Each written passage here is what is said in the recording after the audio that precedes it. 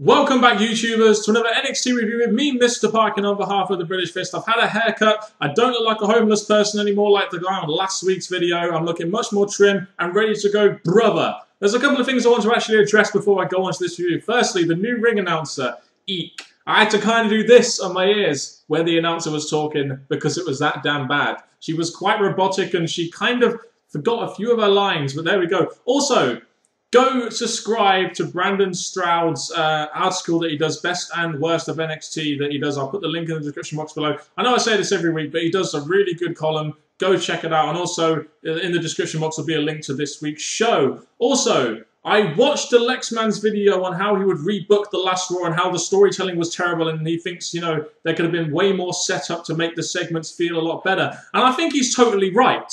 I really do. I think he couldn't have said it better, really, in that video that he did. And this is, in my opinion, one thing that I think NXT does very well in terms of its storytelling and how they set things up. And it might be something to do with the fact that they tape a lot of their shows and they can do it that way. They're not live. But throughout this video, I'm just going to show you exactly how I think NXT do this and why I think it makes their show feel a lot more effective than, say, a Monday night edition of Raw. If you have any thoughts and comments on the show, please comment your thoughts down in the comment section below. And go check out Lexman's channel as well, as he's a pretty damn good YouTuber on here. Let's get going. I've got some good news for you this week and some bad news. The good news this week, Antonio Cesaro made a couple of appearances on NXT. That's always a good thing. The bad news for this week, and I quote, the bad news for this week, the possibility of Leo Kruger becoming a real American when in fact he is South African. You know, I look at this opening segment, Natalya versus Paige for the NXT Women's Championship, and it just kind of emphasizes my point, in my opinion, of NXT just doing the simple things well and setting up to a match to make it mean a lot more than it would if you just tried it out there for no reason, like we've seen many times on Raw with Damien Sandow and Dolph Ziggler, etc., etc., etc. The setup of this was so simple. I mean, you had Natalya and Paige disagreeing in a backstage segment the previous week. You had Natalya referencing being on Total Divas and Paige not liking that fact and Paige being an anti-diva. You know, you had all that stuff, and this culminated in this match this week. You know, why can't WWE apply this kind of simplicity and logic to shows like Raw, in which the storytelling is terrible, reference all those gimmick matches Damien Sandow and Dolph Ziggler had just to promote the damn app, especially the Divas division, which I haven't cared about all year, yet I'm looking at NXT and I'm seeing something that I do actually legitimately care about. Paige versus Natalya for the NXT Women's Championship. And it was set up for me to care about so simply.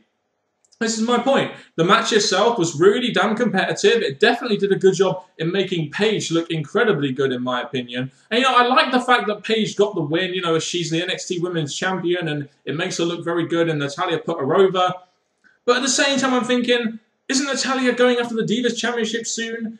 And she can't beat the NXT Women's Champion, and I'm now supposed to buy she's going to be beating AJ Lee. You know, do you kind of get what I mean? It's nice that Paige won, but at the same time, is Natalya jobbing really doing well for, you know, what is essentially the bigger picture in WWE? And that is what happening on the Raw and SmackDown flagship shows going into their pay-per-views. That's just the one little nitpick out of this. But this match went for quite a long time, was really competitive, a damn good Divas match, and it really does show you that women's wrestling is definitely very good on NXT right now. Not to mention also simple things such as Paige showing a great deal of emotion after she beats someone such as Natalya, who has been trained by, you know, Bret the Hitman Hart, etc. in the Hart Dungeon. You know, when you show characters such as Paige showing that amount of emotion for being able to beat someone such as Natalya, then it really does help accentuate that character and help them a lot more relatable to the audiences. Rather than just cutting off the segment, which you've seen so many times in WWE, allowing the wrestlers to react really does make them feel a lot more real in the audience's eyes, in my opinion. This is just another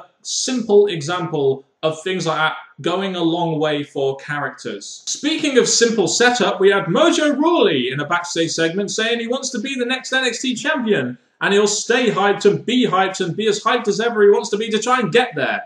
And it looks like, after all the jobber matches he's been in, they're finally doing a little something with Mojo Rawley now, and they're actually having Sylvester Lefort and Scott Dawson get involved in there, and they're going to have a match next week, and they disagree. You know, again, it's simple stuff set up for next week. Sylvester Lefort thinks he can get Mojo Rawley loads of money, and I love the fact they were referencing there's the Scott Dawson's late checks, and he's like, yeah, they'll be in the mail. Yeah, I trust Sylvester Lefort. They'll be in the mail. Yeah, because anyone with a European accent like Sylvester Lefort, you can definitely trust, brother.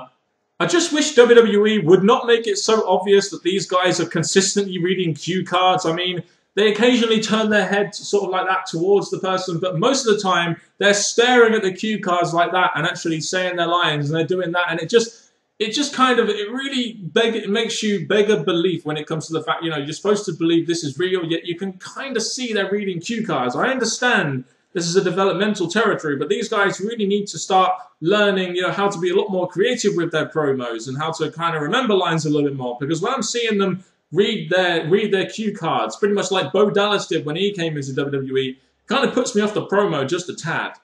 I think one example of this show not being very good on the setup front was when you had Aiden English just face a random jobber, and you know, this has happened quite a couple of times now with Aiden English, and I enjoy watching Aiden English. He's all about the performance, he's all about entertaining the fans, etc. And I know you're trying to establish this character, but I do wish they'd put him in some kind of feud, because eventually, if you're going to keep putting this guy in jobber matches, the character's going to die a little, the character's going to become slightly stale. Hell, people may start to cheer this guy like they've done with people like Tyler Breeze, etc., and they may end up having to turn this guy babyface just because they can't put him in a feud with a guy that the crowd are going to cheer a bit more than him. So, to be honest, I like the Aiden English character. It's incredibly unique. I love it, but I really wish that WWE would try this guy out in some kind of feud. Gonna have to learn eventually. You know, even though this Antonio Cesaro, Byron Saxton segment, which is leading to the William Regal match and with Antonio Cesaro happening soon, even though it was kind of like a meh segment, at least this is another example of NXT putting out something there that's hyping up for something down the line. It's helping set up and add some more story to a match. I mean, Cesaro apologizes to Byron Saxton, but then attacks him when he doesn't say the "we the people" thing. And was I the only one sitting there thinking there's a slight element of racism in that? I don't know. It was just something that I was thinking of during it. And did you notice how Cesaro was always asking Byron Saxton, where was Regal? Where's Regal? And he kind of looked over to the stage because he was kind of expecting William Regal to make the save, but he never did.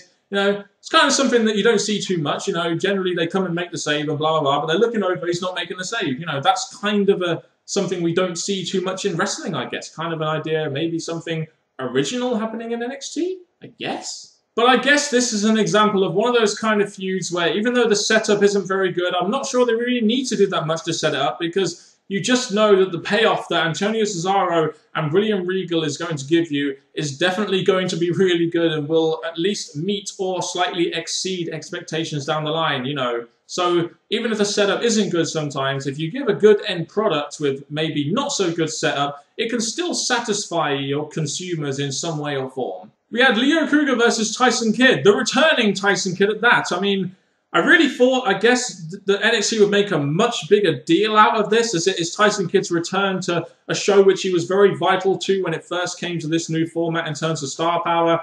I just thought WWE or NXT would hype this up a little bit and, you know, at least try and give a reason for this, but they did a decent job nonetheless actually setting this up. I mean, this is a good example of when you can use history and video packages to help set up a match. You know, Kruger attacked him, I believe, in February earlier this year when he had that cruciate ligament injury. He attacked him when he was on crutches, and now Tyson Kidd wants to get revenge on him. And this is how the storytelling element actually came into this match. You know, Tyson Kidd starts out like a house on fire because he's pissed off at Kruger. Kruger goes after the knee, which is good psychology. And Tyson Kidd makes the comeback win with the help of Sami Zayn, who previously on a WWE app exclusive attacked Sami Zayn because he wanted to go after the championship and said he was never giving up. Again, a good example of using a WWE app exclusive to set up for something that was going to make sense in a match to help Tyson Kidd get the win and help this storyline onwards of Tyson Kidd returning. It just seemed like everything I'm talking about setup here seemed to kind of fit in this segment. You have a video package to show what's going on, the storytelling and the match was good, and you even set up this whole Sami Zayn Kruger thing and why Sami Zayn actually came out to distract Leo Kruger.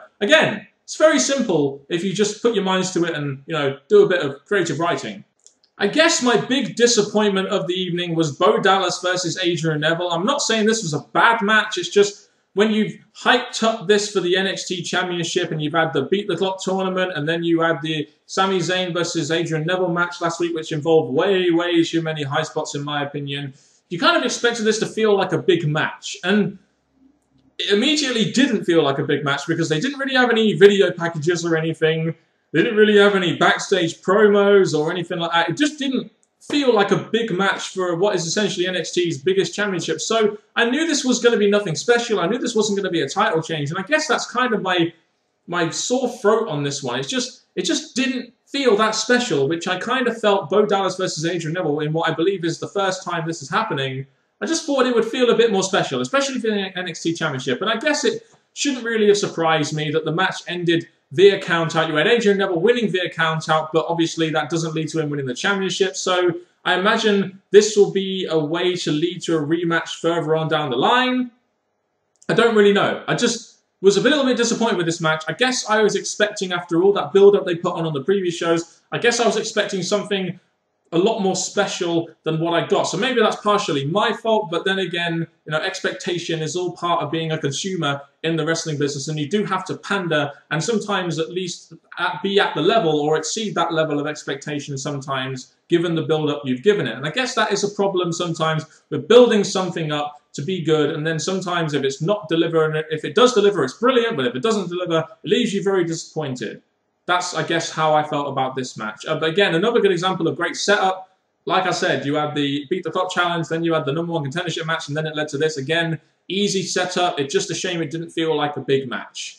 I thought NXT this week was a pretty decent show. I mean, I think the best segment of the evening was Natalya and Paige. I think that was a really good way to start the show and would have definitely been a good main event of NXT, in my opinion. A damn good match between those two. Always great to see Aiden English. We've got some stuff progressing onto next week with Mojo, Rawley, etc. We've got Antonio Cesaro and Regal. That feud is kind of getting started now, even though I still don't think it's been done in an incredibly great way. I think a feud like Cesaro and Regal really needs a little bit more to it, but I guess they're going simple on this one. Tyson Kidd's return. It's good to see him back after the injuries, and that could play into a good storyline down the road. And even though I was a little bit disappointed by the main event, I'm not saying it was a bad match or anything. I'm just saying that my expectations really weren't met in what I felt could have been a much more special match, in my opinion. But overall, I thought this was a decent edition of NXT. Please let me know your thoughts on NXT down in the comment section below. I've been Mr. Parkin. Thank you very much. I've got some good news for you, and I've got some bad news for you, brother. The good news is I'll be back next week with another NXT review. The bad news is WWE still have no fucking idea what to do with that 6'5", 270-pound British guy who's really good on the mic and has plenty of charisma. Still don't know what to do with Wade frickin' Barrett. Jesus fucking Christ. It's so easy!